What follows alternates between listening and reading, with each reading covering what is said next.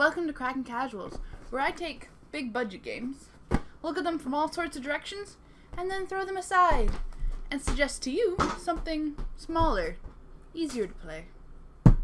Bioshock Infinite and Dishonored. These two games don't really have much in common. I have them grouped together based solely on their design aesthetic. Both these games have sort of a retro future style going for them. Actually, Infinite takes place in a floating city of Columbia. Columbia's design is based on that of a city from 1912, hence retro future, or alternate history? Whatever, you get the picture. Dishonored takes place in the plague-ridden industrial city of Dunwall. The city of Dunwall is based in late 19th century London. The 19th century ended December 31st, 1900, thus putting these games only 12 years apart. While Dishonored takes place in a fictional timeline that includes such things as mechanical suits, magic powers, and whale oil, Bioshock Infinite has a small grain of actual history hidden within. Because, we totally had flying cities, giant mechanical birds, and time travel back in 1912. I mean, you weren't there. You don't know. Anyways, the main character of both these games is a white male in his late 30s who is obviously going through some sort of midlife crisis. Senseless murdering everywhere. Both of these games are shot from the first-person perspective and take place in fairly open-world games, though neither of them is an endless sandbox, which is perfectly fine by me.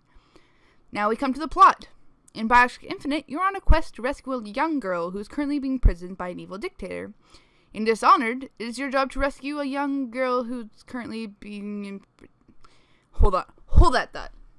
An older man saving a younger girl from a dictator who rules a city or really, really wants to, all with the help of magic. It seems I was wrong about these games being dissimilar. In fact, they seem to have quite a lot in common. I guess that explains why they're both in my top 10. That being said, I really wouldn't recommend either for a casual gamer. They require a lot of energy and of course a lot of time to finish.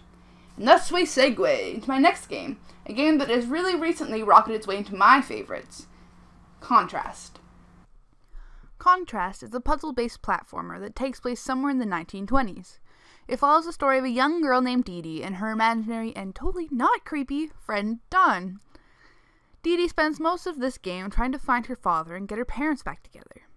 Dee Dee and Dawn are the only 3D characters in this world. All the other people are represented by shadows, even her father, who totally doesn't resemble some other male character who may or may not be going through some sort of midlife crisis. Dawn has the ability to turn herself into a shadow in order to solve the numerous puzzles strewn throughout the game. Also scattered throughout the game are sneaky little collectibles, and if you collect them, you can offer a little bit of insight to the game's characters. This game shares a few design aesthetics with Dishonored. It too has floaty edges that lead into nothing. Must be a 19th century thing. Though this game still has a few bugs in it, it is charming in its own right, and it only takes 3 hours to complete. I'm not saying it's a perfect game, but what in life is truly perfect? It's daring to try something new in a world full of prequels, sequels, sequels of sequels, spin-offs, you name it. And that way, this game is quite refreshing.